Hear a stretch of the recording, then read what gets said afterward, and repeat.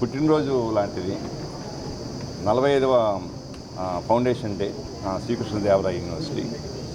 మా పూర్వ విద్యార్థి, ఈయన పూర్వ విద్యార్థే కాదు, మా Chinnamallayya garu vice chancellor of Dravidian university. Mallayya garu ఇక్కడ 92లో ఎంఏ ఎకనామిక్స్ చదివారు. మహానంది హాస్టల్లోన ఉండి చదివారనమాట. సో అంతకంటే వారే అడిగారు నన్ను, నేను వస్తాను ఈ సందర్భంగా, ఈ శుభ సందర్భంగా అని చెప్పేసి. చాలా సంతోషం అండి వచ్చినందుకు. మేమిద్దరం ఒకేసారి వైస్ ఛాన్సలర్గా అపాయింట్ అవ్వడం జరిగింది 2 యూనివర్సిటీలకి. అలాగే సుదర్శనరావు గారు చిరకాల, అంటే అనంతపురం సంబంధించిన వ్యక్తి, మన పొరుగు ఉన్నటువంటి విశ్వవిద్యాలయానికి వైస్ ఛాన్సలర్గా ఉన్నటువంటి వ్యక్తి, మా కష్ట నష్టాలు దగ్గర నుంచి చూస్తున్నటువంటి వ్యక్తి. సో అటువంటి వారి సూచనలు కూడా మాకు చాలా కావాలి. ఇంకొక 5 ఏళ్ళకి మేము గోల్డెన్ జూబ్లీ వైపుకి వెళ్తుంది. చాలా ప్రయాణం చేసింది శ్రీకృష్ణదేవరాయ యూనివర్సిటీ. మాకు ఎంతో చాలా ప్రామినెంట్ ఎల్యూమినై ఉన్నారు, రకరకాల రంగాల్లో, దేశంలోనూ విదేశాల్లో కూడా ఉన్నారు. అది ఒక పెట్టని సంపద శ్రీకృష్ణదేవరాయ యూనివర్సిటీకి. ఆ ఎల్యూమినై అసోసియేషన్ని చాలా బలోపేతం చేసే దిశలో మేమున్నాము. సో స్వర్ణోత్సవాలు 5 సంవత్సరాల తర్వాత జరుపుకునే స్వర్ణోత్సవాలకి మా విశ్వవిద్యాలయాన్ని అన్ని విధాల టీచింగ్ లెర్నింగ్ ప్రాసెస్ని స్ట్రెంథెన్ చేయాలి. ఎక్కడైతే డిమాండ్ లేదో కోర్సెస్కి, కొన్ని కొత్త కోర్సెస్కి, యూజీ కోర్సెస్ కూడా పెట్టడానికి మేము సిద్ధంగా ఉన్నాము. వచ్చే అకాడమిక్ ఇయర్ నుంచి ఎక్కడైతే అడ్మిషన్స్ సరిగా లేవో, మారుతున్న సామాజిక పారిశ్రామిక అవసరాలకు అనుగుణంగా మన విద్యార్థులను తయారు చేయాల్సిన అవసరం చాలా ఉన్నది. రైజింగ్ రాయలసీమ అంటున్నారు. ఒకప్పుడు రాయలసీమ అంటే ఒక నెగిటివ్ కనోటేషన్ ఉండేదన్నమాట. అనంతపురం అంటే కరువు కాటకాలు అనే పేరు ఉండేది. ఇప్పుడు అక్కడి నుంచి రాయలసీమ ఒక రైజింగ్ రాయలసీమగా, అంటే దేశానికి ఒక మార్గదర్శకంగా తయారయ్యే విధంగా ప్రభుత్వం చాలా చిత్తశుద్ధితో ప్రయత్నం చేస్తోంది. ఎన్నో కొత్త పరిశ్రమలు, పెట్టుబడులు ఇక్కడ రాబోతున్నాయి.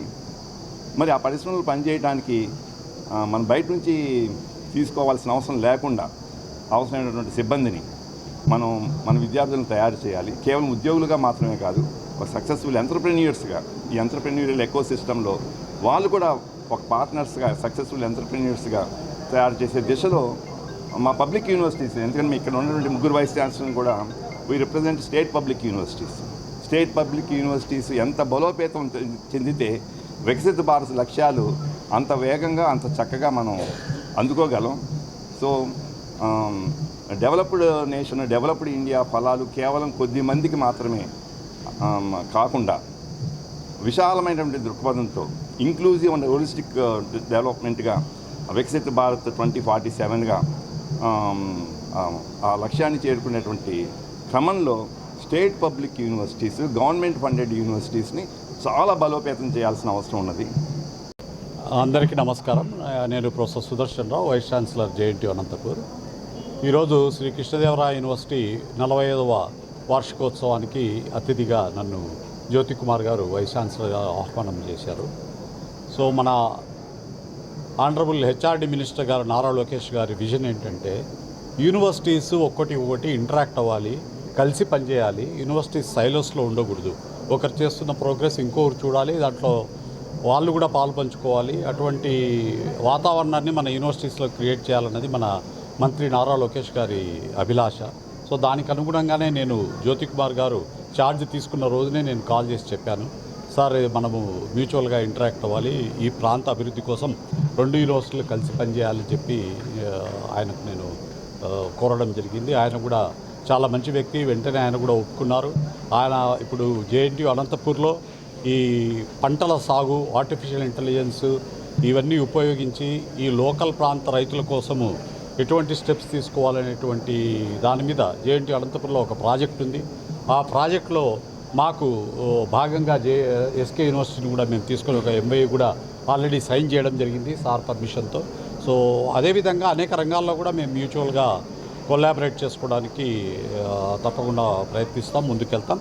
ఇక మీరు అన్నట్లు మంత్రి గారు కానీ మన ముఖ్యమంత్రి గారు కానీ మెయిన్ విజన్ ఏంటంటే ఏ విధంగా స్కూల్స్లో ఈరోజు మంత్రి నారా లోకేష్ గారు మార్పు తెచ్చారో ప్రభుత్వ స్కూళ్ళలో సీట్లు లేవని బోర్డ్స్ పెట్టే పరిస్థితికి ప్రభుత్వ స్కూళ్ళని ఏ విధంగా తీసుకొని వచ్చారో ఆ విధంగా ప్రభుత్వ యూనివర్సిటీలను కూడా ప్రైవేట్ యూనివర్సిటీలతో పోటీగా ధీటుగా నిలపాలని చెప్పేసేది మన మినిస్టర్ లోకేష్ గారి విజన్.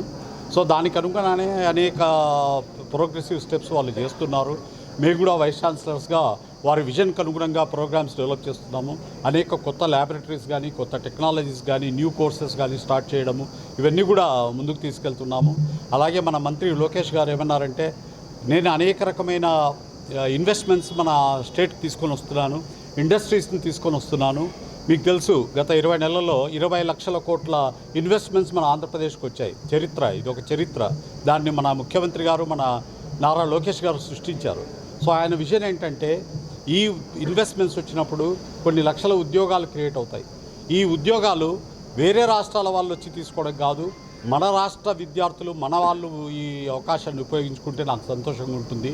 దానికి అనుగుణంగా యూనివర్సిటీస్ పిల్లలను ట్రైన్